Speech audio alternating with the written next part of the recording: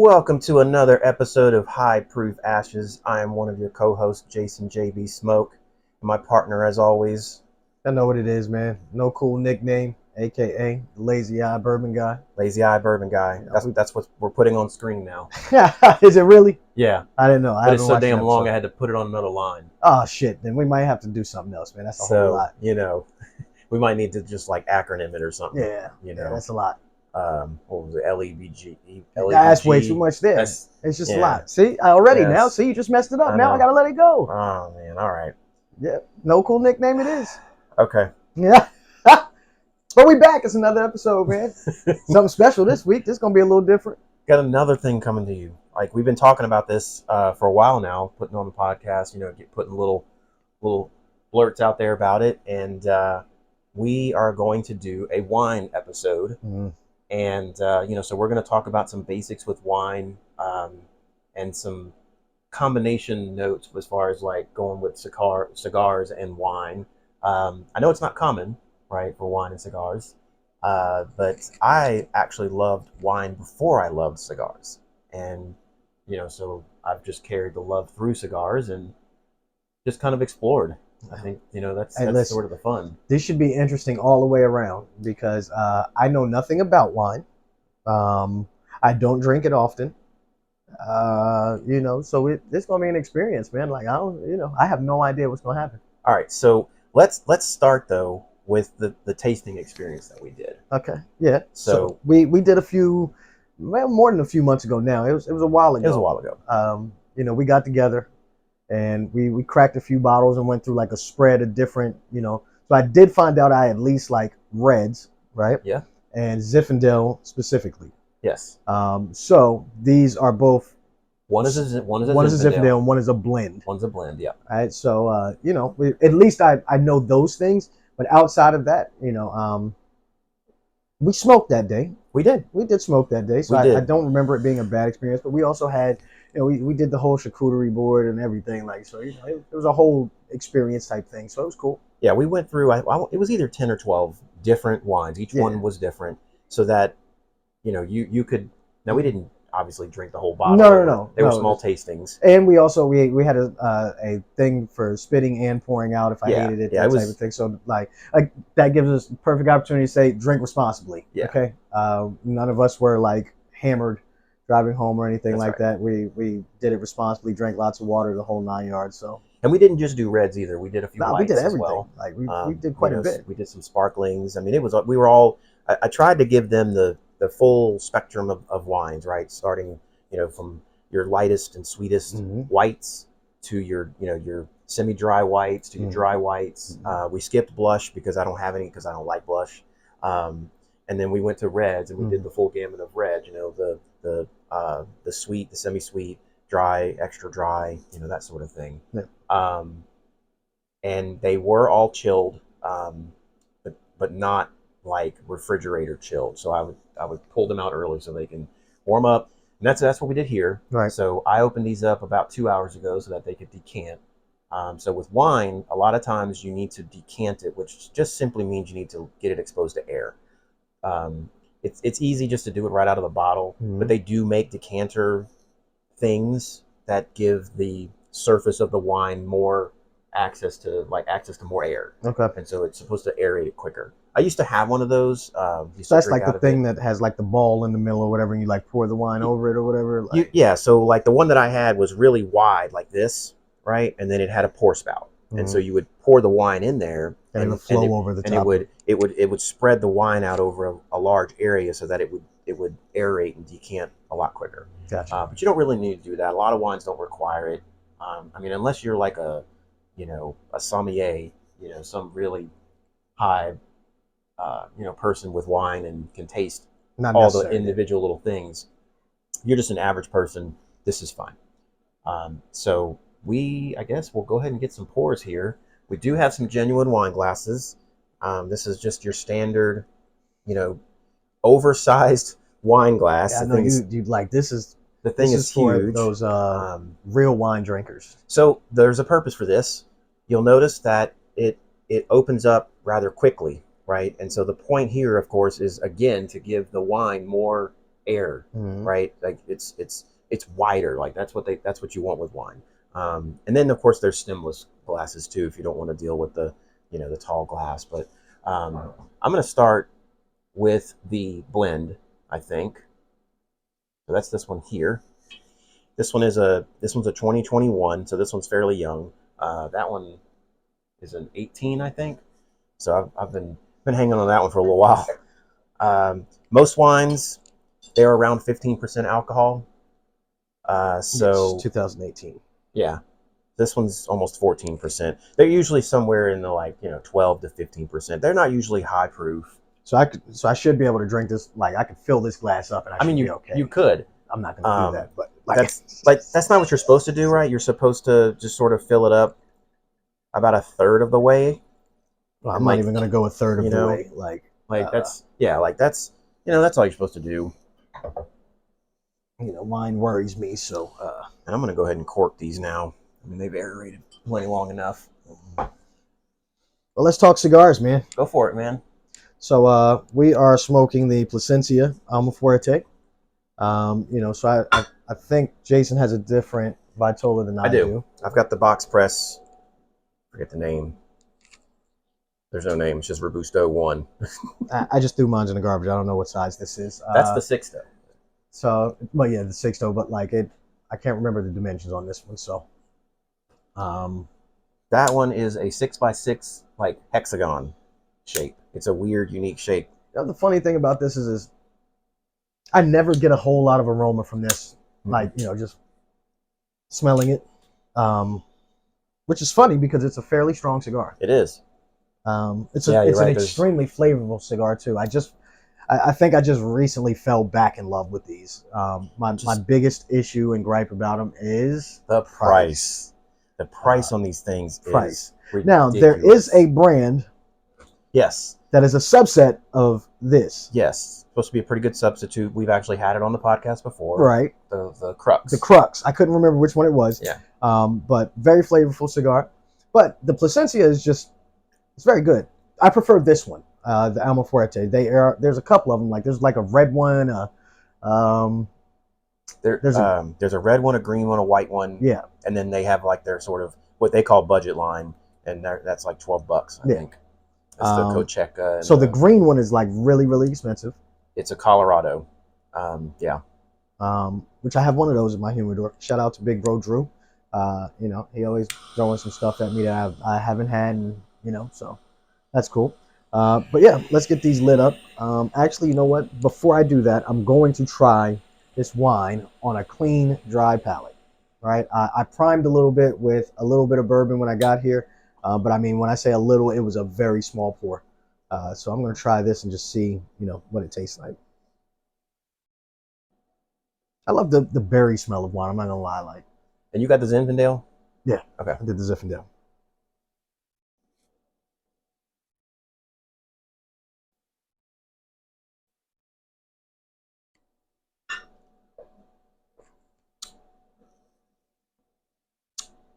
I always forget how dry my mouth gets with wine.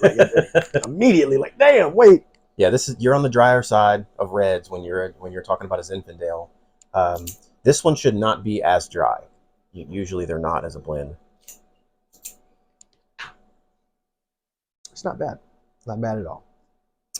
Yeah, see, this is like a semi-sweet, or semi-dry, however you want to call it. These are. I don't drink wine nearly as much as I used to, but when I did, these were like my everydays. And then if I wanted to go with something a little bit better, a little bit more special, I would go with a Cabernet, or a Merlot, and those tend to be, sort of further on the dry side, much further.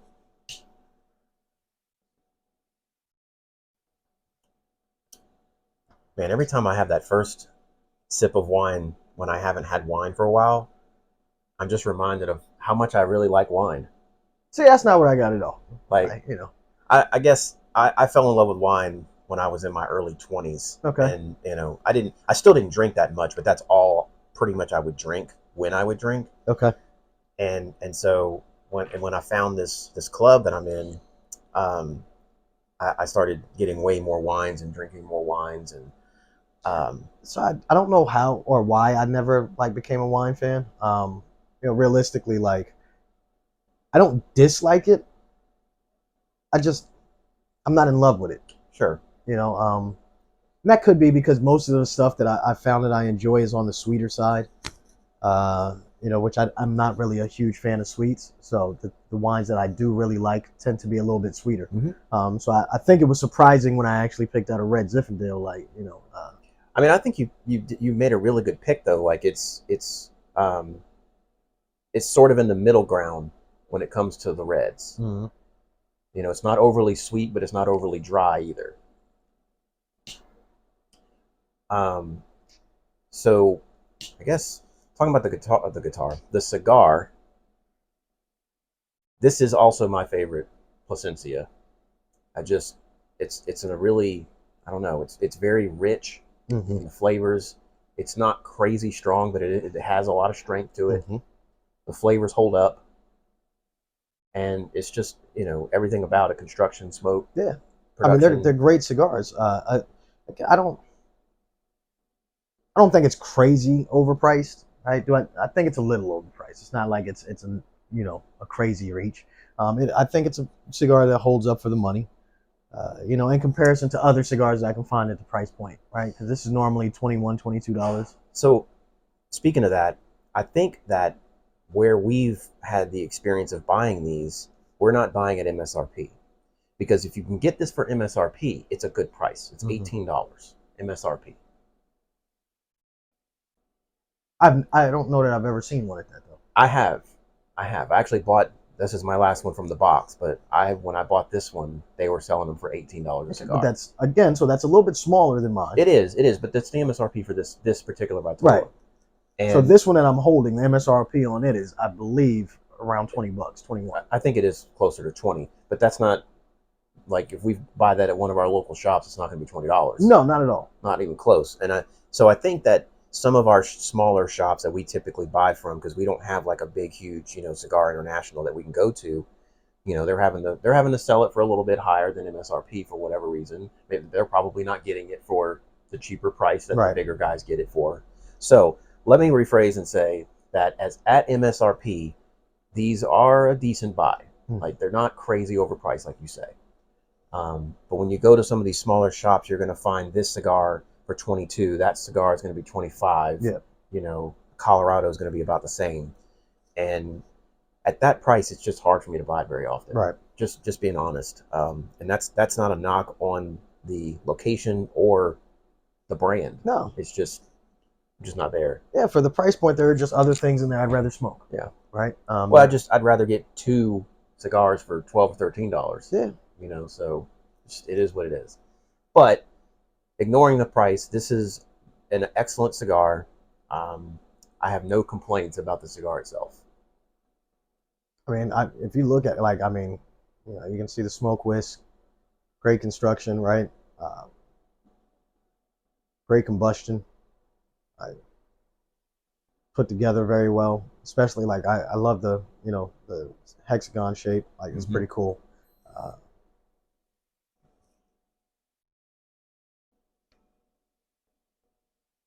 Great smoke production, man. Like, it's very nice. So I want to touch briefly on when you are going to pair wine with a cigar instead of some other, spirit or what have you. If you're going to do red wine, there's a reason why we're smoking the Alma Fuerte. Mm-hmm. Okay, and that's because you need a cigar that's going to hold up to the boldness of the wine. Yeah. And so, I don't know that I would want to smoke a shade, like an Underground shade or something while I'm having a glass of wine. Something light, right? Like, you don't want to smoke a champagne or no, not with a red. Right. Now, if I was gonna drink a white, like a Pinot Grigio or something like that, yeah, that you could probably smoke whatever you want, and it's gonna hold up to it, right? That's a white. And a lot of people drink whites. I'm more of a fan of reds, and so I have to kind of go past my starter cigars and into my, typically later of the night cigars to hold up to the boldness of the wine. So just remember that. Again, this is it's enjoyable, right? It's very, very different end of the spectrum. Let me ask: have you ever done wine with a cigar? Not before you, not before Okay. meeting you. You know, like I mean, again, I'm admitting to the people I'm not a wine guy. Like, Yeah. that's not my thing. Nothing wrong with that. Um, so when we said we was gonna do a wine episode, I think, and I told Jason like, yo, we should do a wine episode. He was like, oh, you like, yeah, why not? Yeah, this was your idea. So just So do was the something beer different, episode, man. but yeah. I mean, I love it. Like I said, I don't drink wine nearly as much as I used to. I mean, I used to drink probably a bottle a week, and now it's probably a bottle every 2 months or something like that. Right. I just don't drink it as much anymore. I'm more into the bourbon whiskey scene. Mm-hmm. Um, but every time I go back to it, I'm reminded of like, oh yeah, that's right, this is pretty good. Yeah. Yeah. It's not bad at all. So Like I like it. It's not bad. Again, so I think it's weird because I'm trying to find the nuances in this like I do with bourbon, and I'm finding it harder, right? Like, obviously, yeah. Well, you know, it's much more fruity. yeah, So it's the nuances of fruit flavors yeah, and sort of aging flavors. Um, yeah, it's just different. It's just different. And what we're drinking here is, it's just going to be, it's a little dry, so you got a little tanniny, kind of experience there. Yeah, mm-hmm. it's a little sweet, a little dry on the sides of the tongue.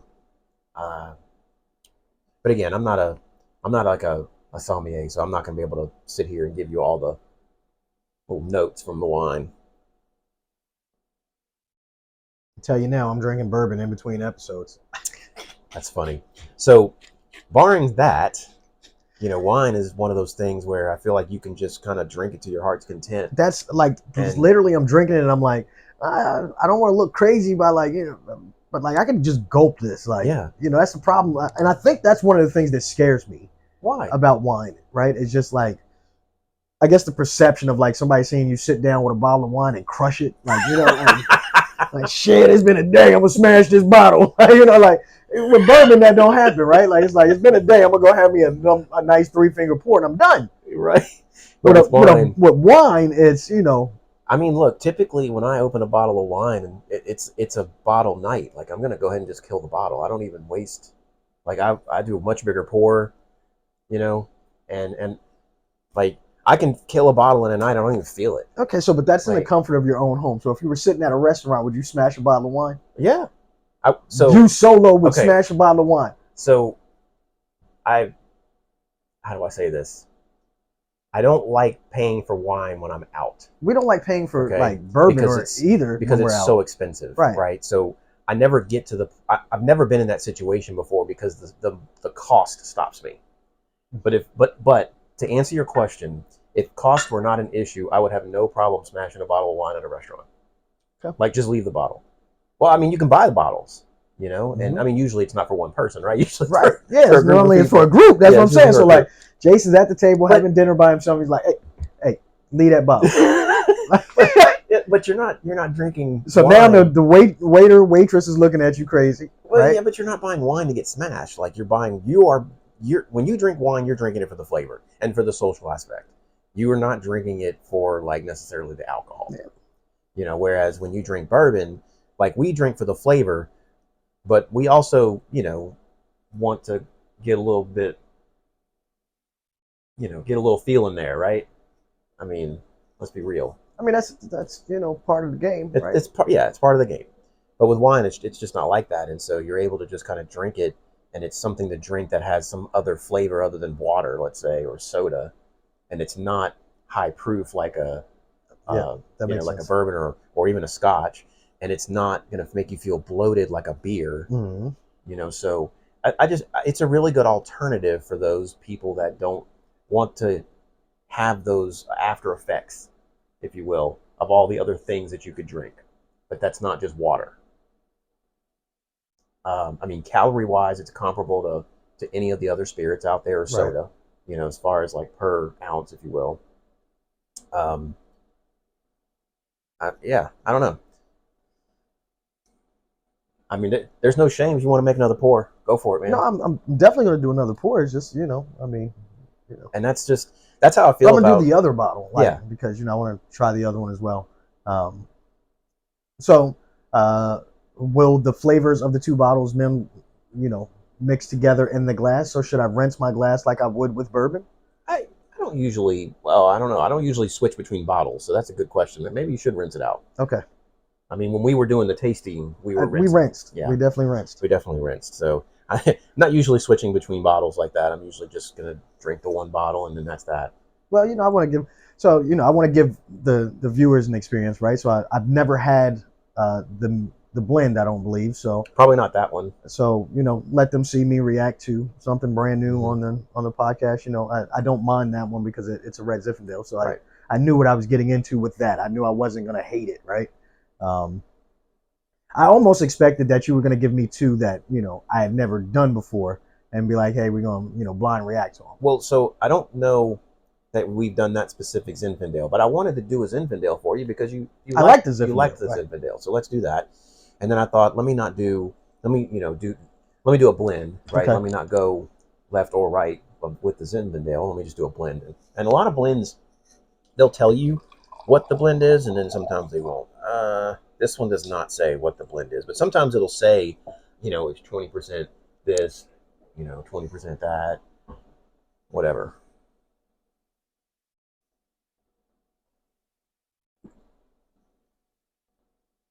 I just feel like with the amount of water that we drink while we record the episodes, like there's no way to get Yeah, like I would literally have to like kill one of these bottles to. yeah. I'll be honest. If I'm gonna drink wine with a cigar, I don't even bother with water. Why do I need to bother with water? It's like Because the alcohol it's volume is mostly so water low. anyway. Right. Like I'm probably drinking more water with the wine than I am with bourbon and water. Oh, I know You know for a what I mean? fact that Like you know you're talking about going from 100, 110 proof down to 50, 15. down to 30 proof. Like that's a drastic difference. This one's darker. Is it? You can leave it uncorked. I'm gonna go ahead and get some of that. You said don't cork the bottle. Yeah, I'm gonna get some. Oh, okay. So something you can do with wine. Oh, Well, there went the lost the cork. cork. You can swirl it, or you can do like a I guess a slow swirl would be the best way to say it. Where you kind of take it and do like this, And if you look where the top of the alcohol line was, you're Running gonna see down. these little streaks running Mm-hmm. down. Okay. The See if I can remember this right. The the quicker it runs down and the more streaks there are, the sweeter it is. Right. But if it's like a slow, doesn't really streak too much, that means that it's going to be a drier wine.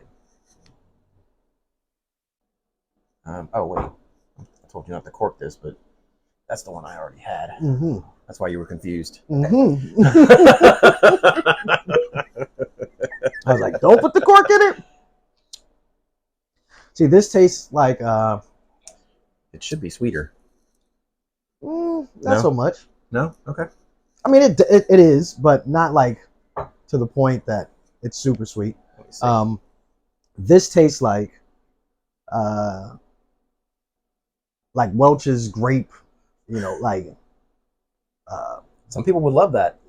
Welch's grape juice or Yeah. whatever that is. Yeah. Like, it makes me think back to like I think we had the same conversation when we went through them, like going to church on Communion Sunday. Mm-hmm. Yeah, this is definitely drier. You know, Yeah, this Zinfandel is definitely drier. That's sweeter.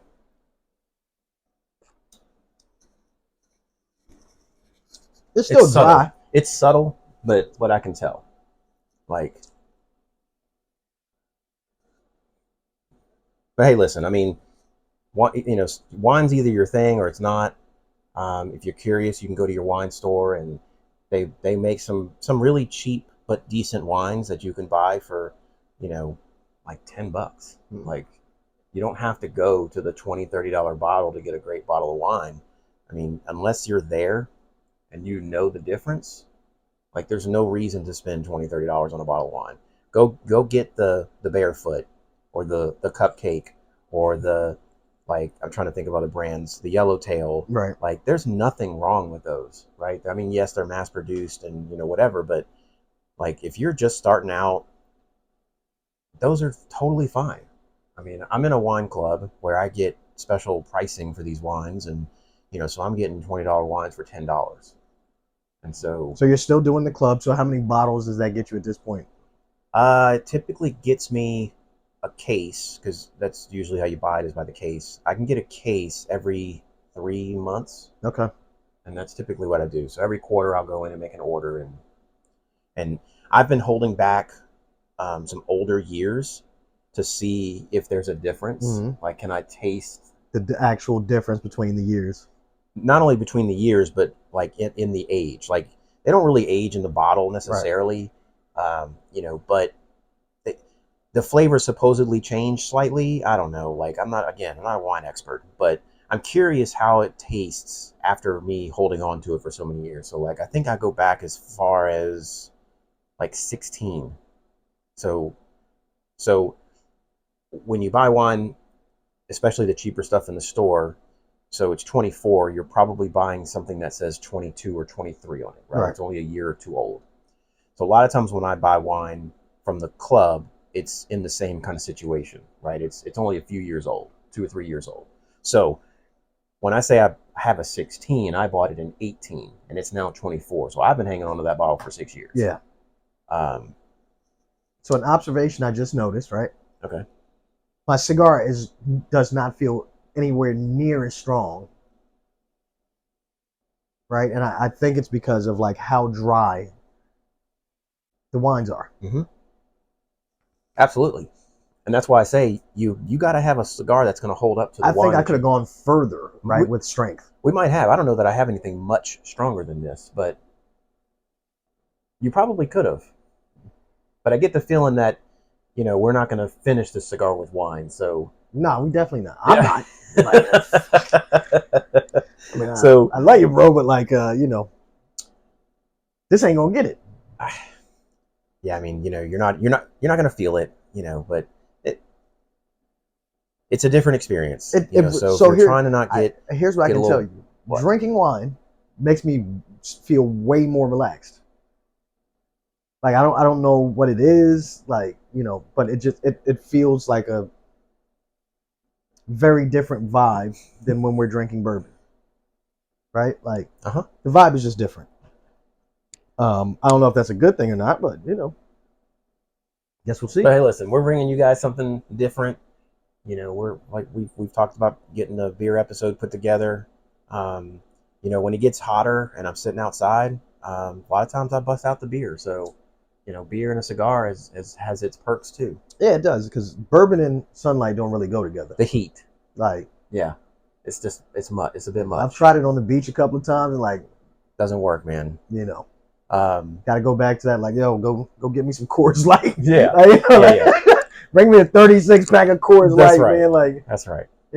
Canopy, the whole 9 yards. But I have experienced. We talked about it like when we did the first tasting of the wine. Like I've done steak and wine a couple of times, and that's a great pairing, right? Like, So, I mean, I've done it more since we did the tasting. Tried it. All right. My wife enjoys wine, so. Well, so you just got back from a trip over to the Nashville area. Did you end up going to Nearest? We did go to Nearest. Did y'all do the tour or just the bar? We did the tour. Okay, so tell me about it. But the tour was cool. It was kind of funny because, right, like I didn't check the weather like that. Like, it was chilly. It was chilly. 90% of the tour is outdoors. Oh. Hope y'all were dressed accordingly. No, definitely were not. Definitely were not. It didn't make for a necessarily enjoyable experience for my wife. She had on like a long sleeve t-shirt and like just a sweater over the top, and dude was long-winded even though it was cold outside. Like he was adamant about getting his whole speech off. Trying to give you your money's worth. you know. Yeah. Um, so you know, so I'll tell you this: the educational portion of the Uncle Nearest Distillery is phenomenal, right? Like learning about you know, different things like you know, women's rights, because you know, if you don't know, Uncle Nearest is female owned, right? Female African American owned. You know, worth about 900 million, soon to be valued at $1 billion. They just purchased a cognac brand, if I'm not mistaken. You know, they are the largest black owned landowner in the state of Tennessee. Really? Yeah. Wow. Like the most acreage. Most acreage. Okay. You know, so like a lot of really cool things going on there, right? As a black owned business, as you would say. But like the educational part of it, like learning about, you know, women's rights, you know, how Uncle Nearest or Nearest Green was actually not a free man. He was a slave, you know, all of those type of things. And, you know, teaching his methods to Jack Daniels, all that type of stuff. Now, of course, we know the story, right? But Right. like actually getting deep and diving in, because they did about a 10-minute presentation, video presentation, where they walk you through the whole history of the family, you know, the Okay. whole 9 yards. So that was really, really cool. You know, and then walking around learning about the different portions of you know, where they were, like you know, the old horse stables and different things like that. So you know, and the fact that Nearest Green's house still stands at this point, like his house is still there. Wow, really? So there's a lot of cool different things to learn. You know, the outdoor portion was a lot. And then of course they've got the Humble Baron, Mm-hmm. you know, largest bar, which is cool. It's a monstrosity. Like, it is freaking I huge. can imagine. I mean, it's the world's It longest is a bar. monstrosity. Right. Like, I mean, walking around it is a lot. Right. You know, because to get to like seating, Mm-hmm. you know, that's not at the bar, the amount of time it takes to walk all the way around it is a lot. But it's very cool. So they're definitely trying to do some different things, right? You know, so I enjoyed it. The tasting was okay. You know, so my thing would be they should spend more time doing the tasting, less time walking around the premises. The reason I say that is we ran through, I want to say 6 different tastes in 20 minutes. Whoa. Now, I mean, you know, just little thumbnail shots, right? Okay. Okay. But I mean, But you don't get you the want time to savor them and right. taste them Yeah, and yeah. rinse and Right. you know. So we went through that And portion talk of it about so it. fast, Yeah. you know. Yeah. So that would be my one critique on it. But I mean, I was completely, I did it as you know, an African American going to support a black business. Like that, that's just what it was for me. Right. You know, and I love the Uncle Nearest brand. I don't want to make it seem like I don't. Like you know, I enjoy Uncle Nearest, so I wanted to do it. And but you know, I think it'd be nice to do it again when it was warm. Okay. And I could concentrate more. You know, I mean, the wind was blowing. It was pretty windy. It was cold. You Yep. know, like it. Yep. It was hard to focus. Like I bet. you know, so Yeah, some of the things he said, I'm sure were missed. Okay. Well, you know, maybe we need to, as a group, set up a date to go up there. You know, later in the spring or something like that, and Maybe. you know, maybe we could do a little mini bourbon trail thing. Go to 2 or 3 different distilleries. You know, that'd be fun. Yeah. I mean, because I know there's a few over there. So Mm-hmm. I've never been to Jack Daniels either. So yeah, I've not been to any of them. So um, you never know, you know, where your little distilleries are at. Um, but so talking about distilleries, you'd be surprised how many wineries there are in your area. mm-hmm. Like, you know, they're just everywhere. Yeah, they really are. And I mean, you know, here we are in little Cleveland, Tennessee, and we actually have a place that's 10, 15 minutes from here that they grow the grapes and do the whole process of making the wine right there. Yeah. And so, you know, they've got a new building for people to come in and tour and, you know, what have you. But, um, you know, there's websites that you can go pull up and find a wineries near you. Mm-hmm. You know, so if it's something that you're interested in, I definitely invite you to go and do a little bit of searching and try to find, you know, your winery near you and maybe try to support them. Almost all of them do tastings, free tastings. So you can go in there and you can taste as many wines as you want, um, and they're usually reasonably priced. Some of them are going to be very like sweet fruit Yeah. forward. Yeah. Okay. Some of them are going to be traditional Hmm. reds and whites forward. So there's really a pretty big spectrum when it comes to wine. I mean, there's a place around here that does like I don't know, a dozen different fruits wines. So I'm talking like watermelon, strawberry, blackberry, blueberry, Wow. all kinds of different fruit wines, I guess is what you'd call them. Okay. Not just your traditional, grape wine. But the one that actually does their own stuff, they're sort of half and half. I think they have a dozen or so traditionals and a dozen or so fruit wines. But look, experiment. Like you just never know until you try it. Oh, Like I agree. that's the thing. Like he didn't know until he came and did the tastings if he would even find a wine that he liked. I mean, like, so I So was able to drink like, the stuff that they give you at Olive Garden or whatever like that. You know what I'm saying? But right, like, it's not like I was going to buy a bottle of it. right. But So but there's a sense of it was a little easier for you to come here because you've got someone that can walk you walk me through through it, it, yeah, right? Instead of being at a restaurant. and paying for every glass that I try. Exactly. And so that's what's nice about going to a winery is that you can get that tasting experience and not have to have that large bill. So if you're interested in wine, the best thing you can do is go to your local wineries. It's Like the it. best thing you can do. I like it. But anyway, I guess we're pretty much on time here. Yeah. You want to wrap things up? Yeah, man, let's do it. Well, you guys know what it is. Another episode of High Proof Ashes. This one is a little bit different, but I'm glad you could join us. Y'all know the drill. Like, comment, subscribe. Make sure you hit that little bell so that you get notifications when we drop new content. We got some more stuff coming down the pipe, man. I'm so happy that you guys are tuning in and viewing. With that being said, put some smoke in the air. I am Duran, and my co-host is... I am Jason JB Smoke. And listen, don't be afraid to mix things up. Yeah. Do something different. Yeah. So y'all see y'all later.